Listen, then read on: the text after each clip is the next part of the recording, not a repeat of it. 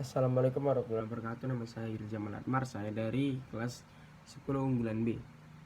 Saya ingin bercerita tentang kisah Timun Mas. Alkisah di sebuah desa di daerah Jawa Tengah hidup seorang janda parubaya yang bernama Mbok Sirni. Karena kesepian ia mengharapkan kehadiran seorang anak, namun sayangnya harapan itu telah pupus karena suaminya telah meninggal dunia. Tiap hari tiada henti Mbok Sirni melakukan doa agar bisa mendapatkan seorang anak untuk menemani hidupnya. Suatu hari raksasa buta hijau yang kebetulan lewat mendengar doa Mbok Sirni. Dengan suaranya yang menggelegar, raksasa itu bertanya, "Hei wanita tua, apakah kau ingin sungguh-sungguh menginginkan seorang anak?" Mbok Sirni terkejut dengan gemetaran. Ia menjawab, ia mendambakan seorang anak yang bisa menemaninya. Namun seperti hal itu tidak mungkin mengingat usianya yang sudah tua dan suaminya juga telah tiada.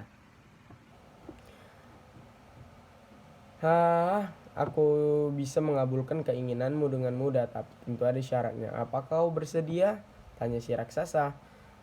Baiklah, aku bersedia, sahut Mbok Sirni menjawab walau hatinya takut melihat sosok raksasa yang besar dan seram.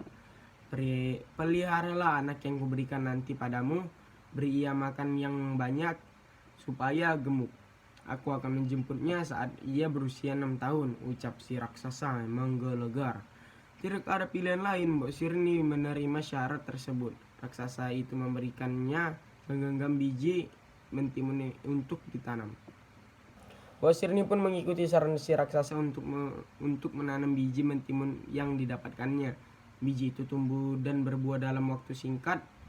Dalam beberapa hari saja pohon mentimun tumbuh dengan buahnya yang sangat besar untuk siap dipanen. Betapa terkejutnya Mbok Sirni ketika sedang memetik salah satu mentimun. Di hadapannya terdapat bayi perempuan yang sangat cantik. Bayi itu dinamai Timun Mas karena ia lahir dari mentimun yang berwarna keemasan. Beberapa waktu kemudian raksasa pun kembali mendatangi kediaman Mbok Sirni dan Timun Mas. Saat itu Timun Mas sudah berusia 6 tahun dan hendak dimakan oleh raksasa tersebut. Tak kehilangan akal, Mbok Sirni pun mencari cara untuk menyelamatkan Timun Mas agar tidak jadi santapan si raksasa. Sabar, aku akan menyerahkannya padamu, tapi apakah kau mau tubuhnya masih kecil dan kurus? Aku rasa iya, belum cukup lezat untuk kau makan, kata Mbok Sirni. Ia sedang pergi, percayalah padaku. Kembalilah 2 tahun lagi, aku jamin ia sudah gemuk. Jawab Mbok Sirni. Raksasa tersebut ia percaya perkataan Mbok Sirni. 2 tahun bukanlah waktu yang lama, dipikirnya.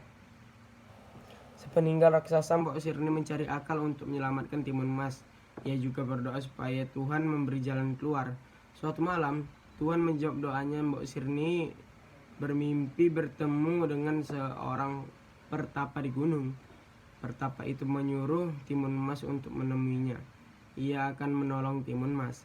Setelah berhari-hari mendaki, Timun Mas akhirnya mencapai puncak gunung. Ia melihat seorang laki-laki tua yang berambut putih dan berjubah putih. "Permisi kek, namaku Timun Mas. Ibuku hilang, kakek akan membantuku melawan raksasa yang hendak menyantapku." "Siapa Timun Mas?" Siapa Timun Mas? "Oh, kau yang bernama Timun Mas." "Ya, aku memang mendatangi ibumu lewat mimpi.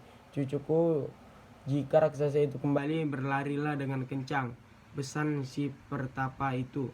"Langkah kakinya lebar, aku pasti mudah tertangkap," kata Timun Mas. "Ambillah 4 buah bungkusan kecil ini, lemparkan satu persatu ketika kau melarikan diri," jawab pertapa itu dengan tegas. 2 tahun berlalu, saatnya raksasa kembali untuk mengambil Timun Mas. Benar saja, tiba-tiba terdengar langkah kaki dan teriakan menggelegar. "Mbok Sirni, mana anakmu? Aku sudah lapar," teriaknya. "Kumohon jangan makan dia," minta Mbok Sirni. "Tenang saja, kau sudah berjanji kau tak boleh mengingkarinya," jawab raksasa tersebut. Dengan terpaksa Mbok Sirni membawa Timun Mas menemui raksasa itu. Timun Mas dan berbisik kepadanya, "Jangan khawatir ibu." Timun Mas segera membuka bungkusan pemberian kakek pertapa itu. Bungkusan pertama ternyata berisi biji mentimun. Ia melemparkan ke arah raksasa. Keajaiban pun terjadi. Biji mentimun itu berubah menjadi ladang timun dan buahnya sangat banyak. Langkah raksasa tertahan oleh ladang mentimun itu. Dengan susah payah ia harus melewati rintangan dan batang-batang pohon yang meliliti tubuhnya. Namun ia berhasil meloloskan diri. Ia bertambah marah. Kemudian bungkusan-bungkusan itu berisi jarum. Timun Mas melemparkan jarum-jarum itu. Jarum-jarum itu berubah menjadi pohon bambu raksasa yang tinggi dan berdaun lebat. Raksasa harus bekerja keras untuk menerobos pohon-pohon tersebut. Timun Mas ketakutan melihat kekuatan raksasa. Bungkusan terakhir adalah harapan satu-satunya. Sambil berdoa, Timun Mas membuka bungkusan keempat. Isinya terasi. Sekuat tenaga Timun Mas melemparkan terasi itu ke arah raksasa. Apa yang terjadi? Terasi itu berubah menjadi lautan lumpur panas mendidih. Raksasa yang berlari kencang tak dapat menghentikan langkahnya. Ia pun terperosok ke dalam lumpur. Ia berteriak meronta-ronta. Namun semakin ia meronta, semakin dalam lumpur menghisap tubuhnya. Ia akhirnya tenggelam dan ke dalam lumpur panas. Mbok Sirni yang terus menangis peninggal Timun Mas sangat bahagia melihat kepulangan putrinya. Mereka berpelukan dan mengucapkan syukur pada Tuhan atas pertolongannya. Sejak saat itu Mbok Sirni pun hidup bahagia bersama Timun Mas. Dari saya Aidil 10 UGB. Wassalamualaikum warahmatullahi wabarakatuh.